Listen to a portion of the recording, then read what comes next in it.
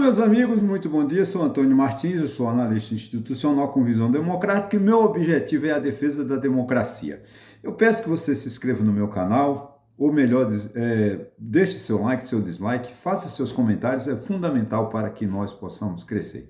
Eu quero primeiramente dizer o seguinte, que hoje são 27 de março de 2026 e o título é o seguinte, meu título hoje é O Brasil em Alerta, Economia Fragilizada, Pressões Externas e Crise na Política.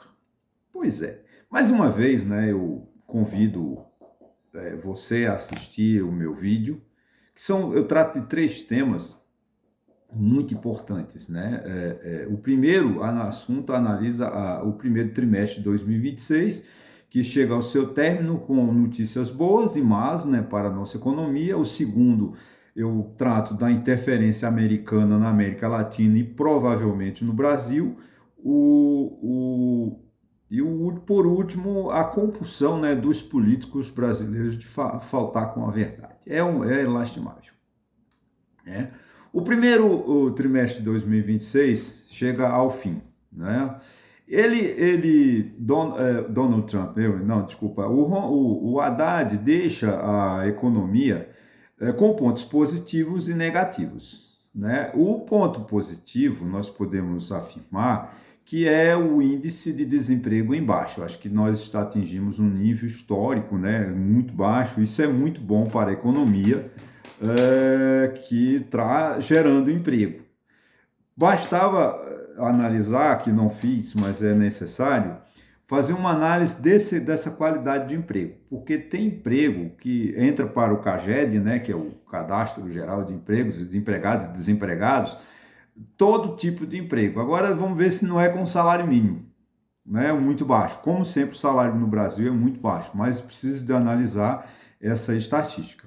Já os negativos, os pontos negativos deixados pelo Haddad, é uma política de dívida pública elevada, é muito alta. Nós chegamos a 7,8% ou quase 8% do PIB, comprometido com a despesa de juros. Isso é muito elevado. Nós passamos, esse ano e provavelmente o ano que vem, a casa do trilhão de reais que nós vamos pagar de juros. É um absurdo, é uma despesa assustadora. A gente não enxerga com boas perspectivas que um governo em ano eleitoral tome medidas para conter esse tipo de tragédia, que eu diria, na economia brasileira. Porque você pagar 1 trilhão de juros por ano é muita coisa. É um governo que gasta sem ter de onde tirar. Ele só quer gastar.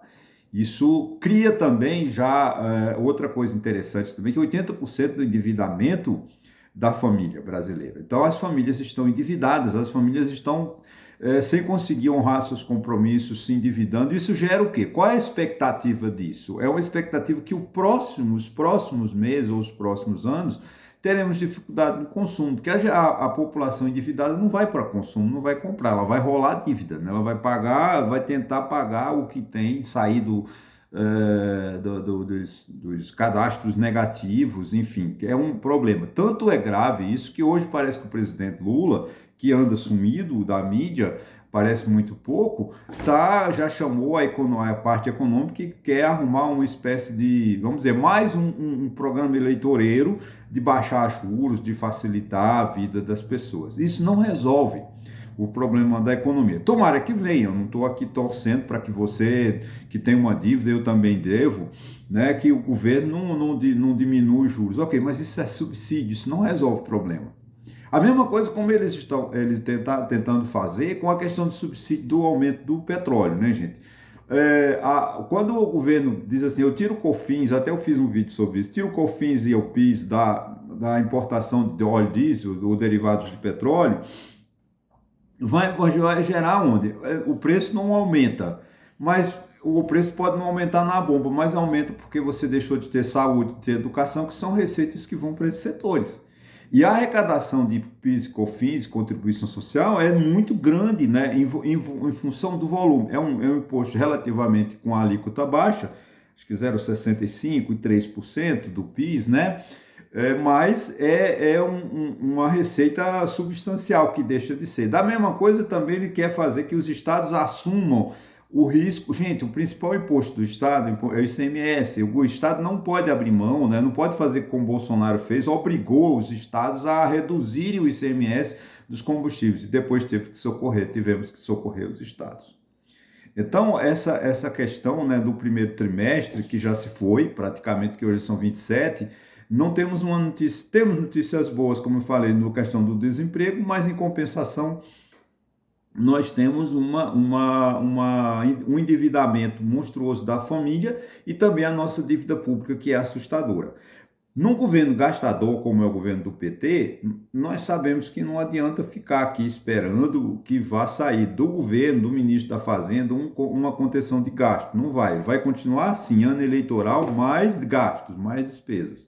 Então, a única certeza que nós temos é que pagaremos mais juros o ano que vem. Ah, mas eu não pago juros porque eu não devo. Cara, você paga sim, tá? Por quê? Porque quando o governo paga 1 trilhão de despesas de juros, ele tira da escola, ele tira da saúde, ele tira do transporte e você vai sofrendo as consequências. Vai aumentar o preço no supermercado e você quando paga a conta, é você que paga a conta do supermercado, não é o governo, né? Agora, ainda afetando o Brasil, mas dentro de um contexto mais internacional, um contexto geopolítico, o Brasil terá ataque dos Estados Unidos? Essa é a minha pergunta. Há um risco, sim, de interferência externa nas próximas eleições. Como nós sabemos, o governo norte-americano, ele parece que está com... Eu não sou conhecedor da política americana, mas eu acho que ele está com problemas internos nos Estados Unidos e o presidente Donald Trump está avançando sobre como ele avançou, sequestrou o ditador da Venezuela, levou para os Estados Unidos e está lá preso. Aí ele não satisfeito, não acomodou, ele entrou nessa guerra Iraque, Irã, Israel e Estados Unidos.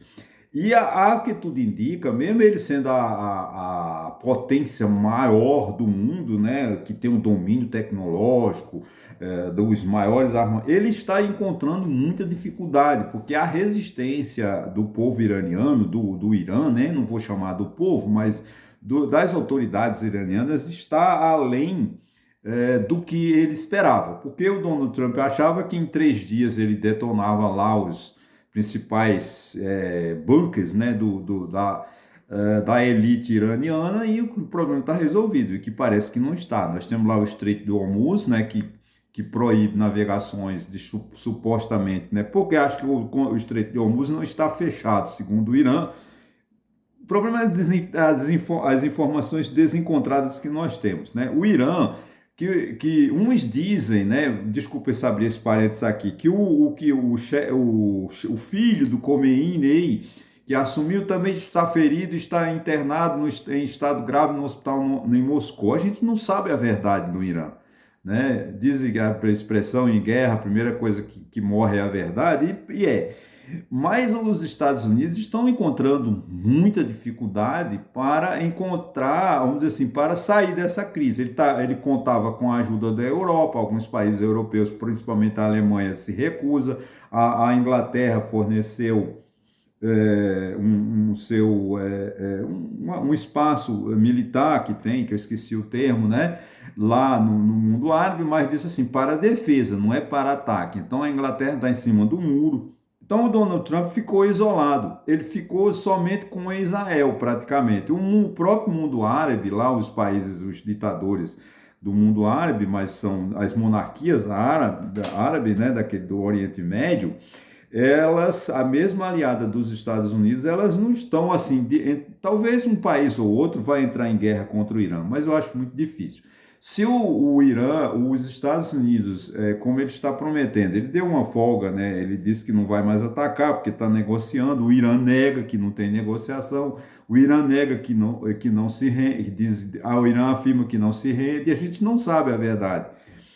Mas isso tudo é uma ameaça, porque o petróleo vai aumentar muito, nos Estados Unidos já estão sentindo o efeito, o galão lá, como eles falam lá, já aumentou nas bombas, o povo americano não está muito satisfeito. Temos eleições muito importantes nos Estados Unidos em novembro, onde se renova a Câmara e o Senado.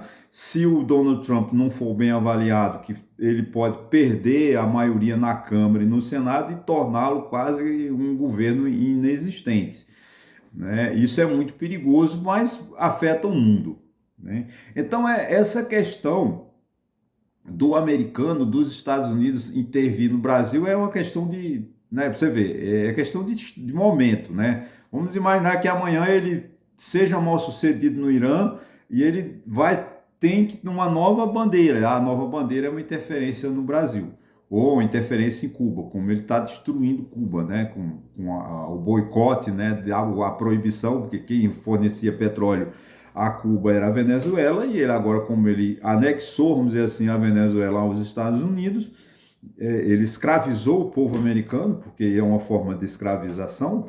Escravizar não é só trabalho forçado, mas você tirar a soberania de um povo, como ele está fazendo na interferência na Venezuela. Da mesma coisa ele quer fazer em Cuba, ele pode fazer isso no Brasil. É só a gente ver que nós temos aqui no Brasil uma elite que apoia Eduardo Bolsonaro, a família Bolsonaro, o governador de São Paulo tira o chapéu, põe o chapéu para Donald Trump. Então é perigo, e a gente vê que o governo americano, Donald Trump, ele não gosta da esquerda. Ontem, governo de esquerda, ele está tentando derrubar. E no México, ele quer interferir no México, já sequestrou o presidente, o ditador da Venezuela, quer fazer a mesma coisa com Cuba. Isso para fazer no Brasil é muito fácil.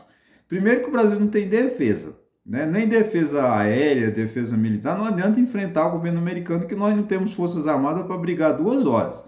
Essa é a grande realidade, né? A segurança do Brasil não passa de 2 horas num confronto, seja com que país for, com a Argentina, com o Equador, com o México. A força, nós temos um grande gasto com os militares, mas nossa força militar, em 2 horas de guerra, os nossos aviões se acabam, os nossos navios, torpedeiros também vão para o fundo do mar. Então o Brasil tem que orar, nós temos que orar a Deus para que isso não aconteça. Agora, a interferência não pode ser só via arma, né? Ataque, arma das Forças Armadas, mas pode ser a própria a CIA entrando aqui, criando situações para nossas eleições que vão começar a partir. Já começaram a campanha, né? O presidente Lula já é candidato, o filho de Eduardo de Jair Bolsonaro já é candidato. Então a campanha já está na rua. Parece que agora vamos ver se Eduardo Leite, governador do Rio Grande do Sul, também se candidata, ou então Ronaldo Caiado, tomara, né? O Ratinho Júnior já disse que fica. No Paraná não vai sair. Então agora nós vamos ver como fica essa direita, né? Mas num provável segundo turno, essa direita com Ratinho Júnior, de Ronaldo Caiado, de Zema, vão aliar-se quem? Ao filho de Jair Bolsonaro, que parece o mais assim, competente para chegar a um segundo turno com o presidente Lula. Então a situação é complicada. E a interferência americana é a coisa mais fácil do mundo. Ele pode intervir militarmente, como fez na Venezuela, e pode intervir através da CIA, criando confusões, né, para que nossas eleições não sejam tranquilas, não sejam democráticas.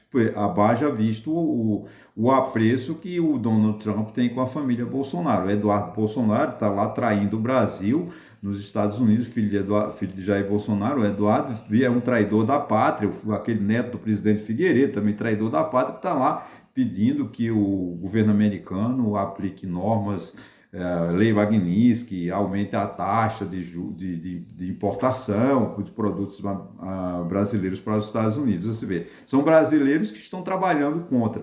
Vamos ver se essa elite ela não se encontra, não se une, né?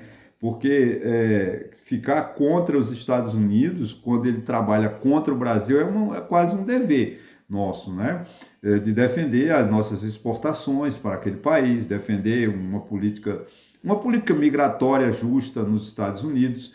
A gente sabe que nenhum país é obrigado a aceitar estrangeiros em seu território, mas é preciso que tenha uma política humana, direitos humanos, né? As pessoas tenham direito de defesa, né? Quem entrou ilegal nos Estados Unidos, mas saia de forma honrosa, não a perseguição que estamos fazendo lá. Então, tudo isso interessa a nós brasileiros, né? Já caminhando quase para um final, eu vou aqui o seguinte. Eu tenho uma certa, vamos dizer assim, eu vou confessar, eu tenho uma certa admiração, né, pelo Eduardo Paes. Porque eu acompanho Eduardo Paes desde garoto, como vereador, como presidente de uma associação, uma espécie de ONG na Barra da Tijuca. E ele é um lutador político. É um político que é de direita, é de esquerda, ele não tem ideologia. A gente sabe que Eduardo Bolsonaro está onde der mais vantagem a ele. Foi prefeito do Rio, acho que 4 ou 5 vezes, bateu o recorde. Ele é filho de César Maia, né? Politicamente ele é filho de César Maia, nosso querido César Maia, folclórico César Maia, um dos prefeitos que mais governou, uma das pessoas que mais governou o Rio de Janeiro. Fez no primeira administração, foi um excelente administrador, chamado Rio Obras, ou Rio em Obras. Ele abriu a cidade do Rio de Janeiro, transformou a cidade do Rio de Janeiro, acabou com com um certo engarrafamento que tinha na Praça 15, fez um túnel. Olha, foi um prefeito maravilhoso, o César Maia. Depois perdeu-se, como sempre, na política.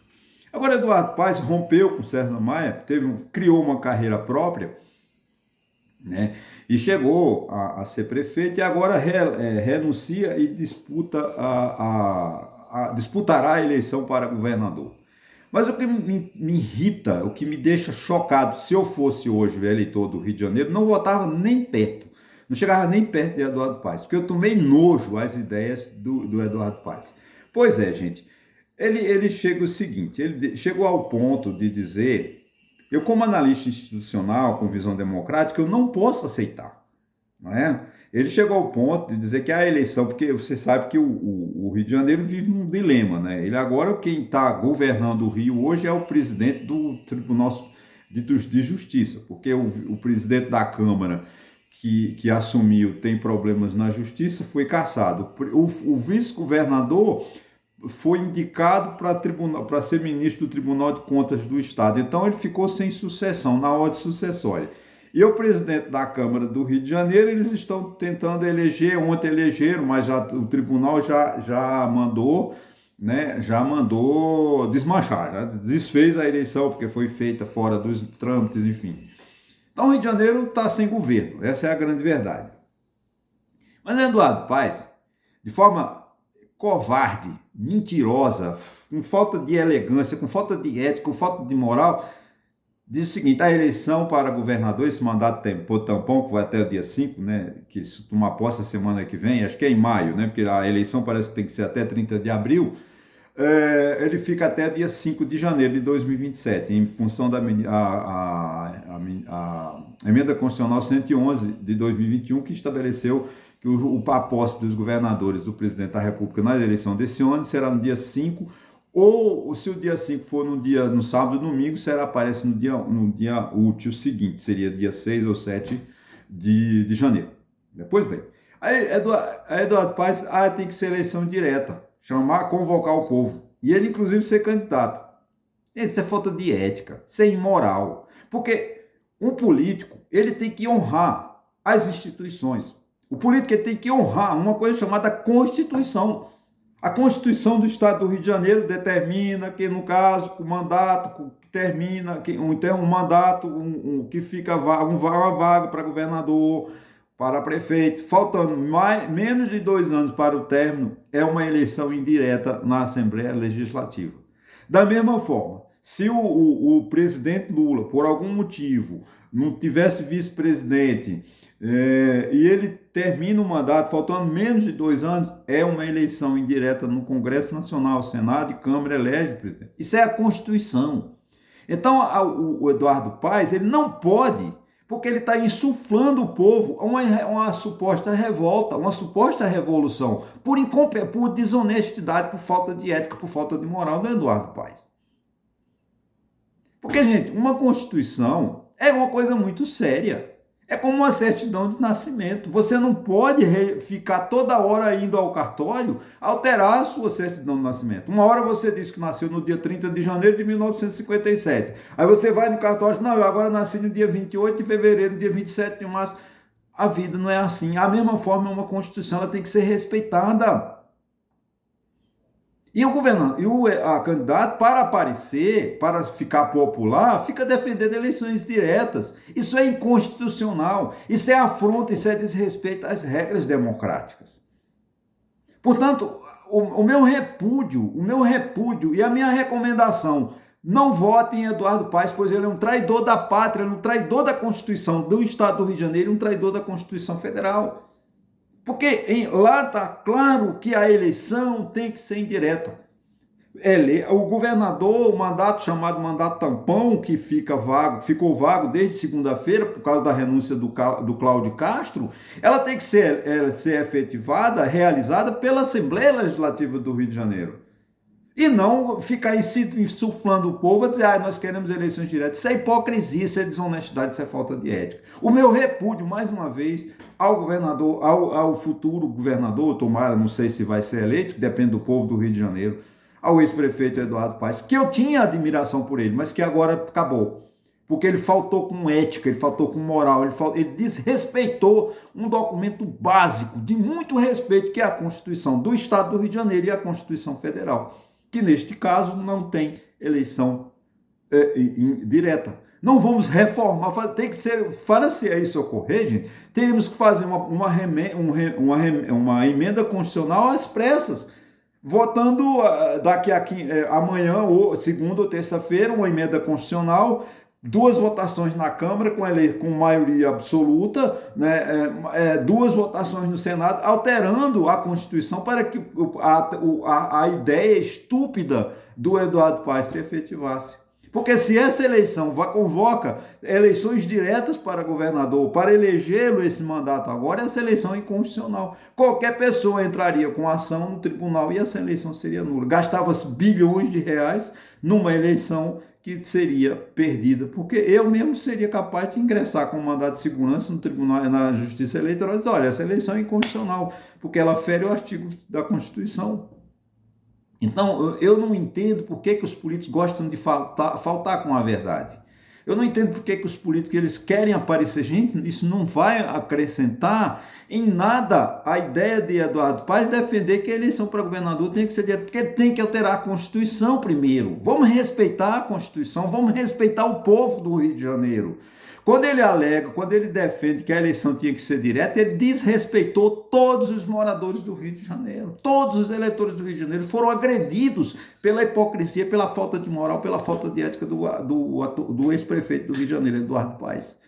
Tomara que o povo do Rio de Janeiro ouça esse meu vídeo e que ele realmente reflita sobre essa desonestidade, né, do ex-prefeito do Rio de Janeiro em defender eleições diretas, desrespeitando a Constituição do Estado do Rio de Janeiro e da Constituição do Brasil. Olha, muito obrigado, um bom final de semana para todos vocês e até segunda-feira, se Deus quiser.